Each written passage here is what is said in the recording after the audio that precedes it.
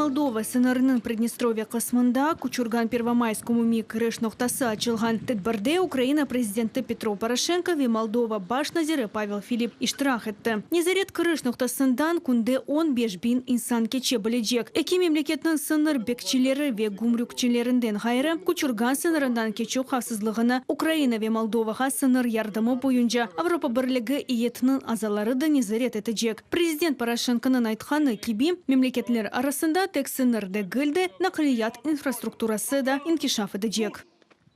Я сегодня дав дору. Тыш ишлер на зерлегане ведевлет малиях изметане абаетанын незаретны сынарнын дегер нокталарына дакинашлетмеге авалеттам. Оларның ішіні айдылнатмақ ве элсаты ве қабырчылық иле көрішінің семерлігіні темин етмек үшін. Умуми планларымызда бұсіне август айында Молдова территориясында көрішіп, Броницы Унгур көпірінден нақлият әрекетні ачмақ. Ямпыл Косюц көпірінің құрылыжығыны башламақ. Ве Березино басарабясқақ қысымында демир йол әрекетні қайырдан тіклемек ниетіндеміз.